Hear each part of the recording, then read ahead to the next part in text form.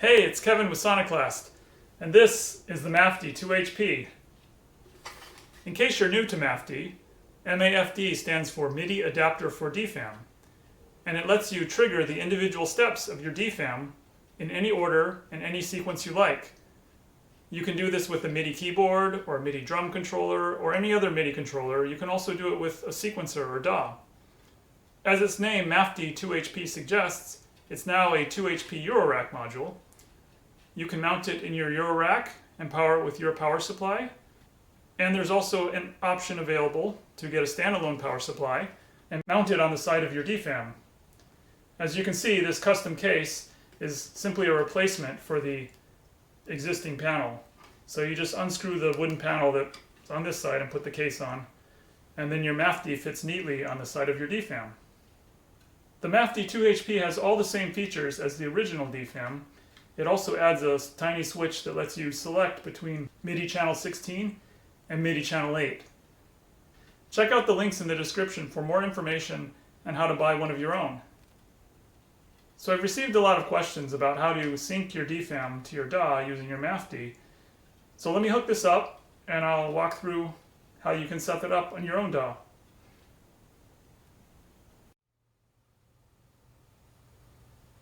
So as you can see, I'm using Bitwig, but of course the same basic procedure would work with Ableton or Logic or any other DAW you might use. My DFAM and MAFD are already powered on. The first thing I'll do is patch the MAFD's 2 advanced clock output to the DFAM's advanced clock input.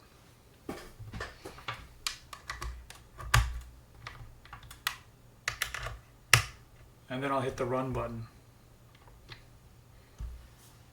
At this point, the DFAM is waiting for the MAFD to trigger steps, and the MAFD is waiting for MIDI notes that tell it which step to trigger.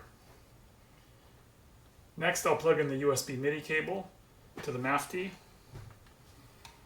and the other end of this goes to my computer. And this is how Bitwig will send MIDI to the MAFD. Now I'm going to make sure Bitwig has the MAFD configured as a USB MIDI device. So I'll go to Settings, do Add Controller, MIDI Keyboard, just a generic MIDI keyboard, Add, and then I'll select Soniclast MAFD 2hp. There, so now it's active to Bitwig. Now I'm going to create a track to sequence MIDI. Bitwig calls that kind of track an instrument track. It's right here. So in order to route the MIDI sequence to an external hardware instrument in Bitwig, you have to add a hardware device. So hardware instrument here. Okay. And in the hardware instrument panel, I'll select the Soniclast MAFD 2hp to send it to, and I'll select channel 16, which is the MIDI channel that I have selected using the switch on my MAFD. So now Bitwig knows about the Soniclast MAFD and it's ready to send MIDI notes to it. So let me put some notes in and we'll sequence it. So here's the piano roll. You'll notice if I hit C2, it hits the first step. So the MAFD maps any 8 sequential MIDI notes to the 8 steps of the DFAM. So you can see here as I drag the mouse along the piano roll how the steps follow.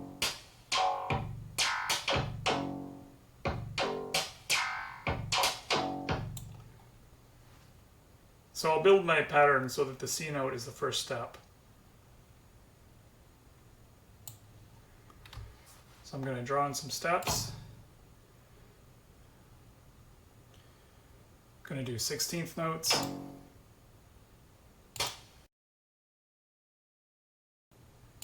So just for fun, I'm going to go forward and backward.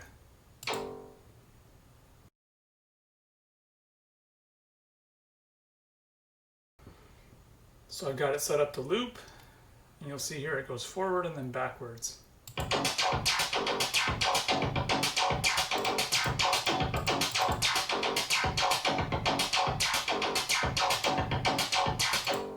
Of course I can go slow, so I'll slow it down to like, say 20 BPM.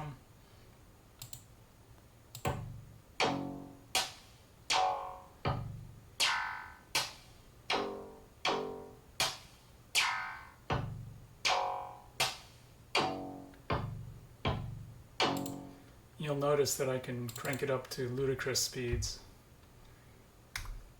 Let's try 999 BPM. No, it only goes up to 666. But then I can go back down and it'll still be in sync.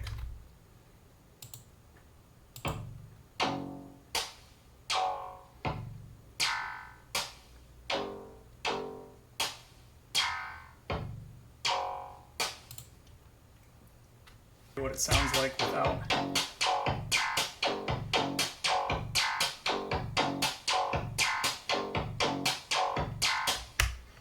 So that's the DFAM just running, and then I can start it from here, but we got to resync it. So all I'm going to do is play the first note, and then since the first note is a C and I want that to be the first step, I'll know that it needs to be on the first step at this point. So I'm going to move it to the first step, hit run. Now it should be in sync.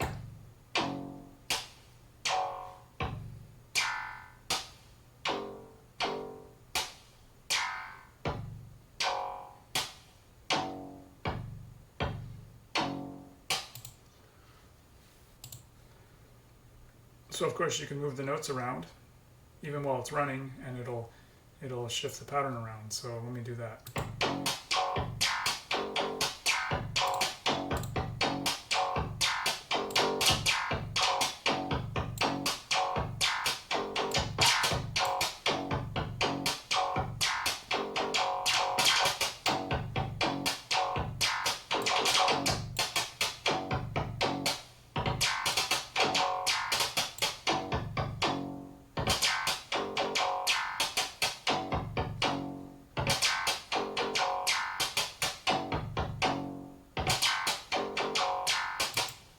So I think you get the idea there. That gives you an idea of what you can do.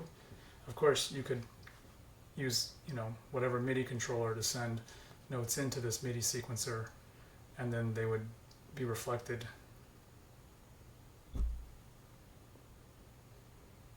So while I have it close up, let me talk about what the MAFD has on it. So the MAFD has two inputs. Of course, you saw the USB MIDI input, but there's also a TRS MIDI input, and there's this DIN to TRS adapter that comes with the MAFD. So you can send in MIDI from a keyboard or anything else that sends over the standard MIDI cable.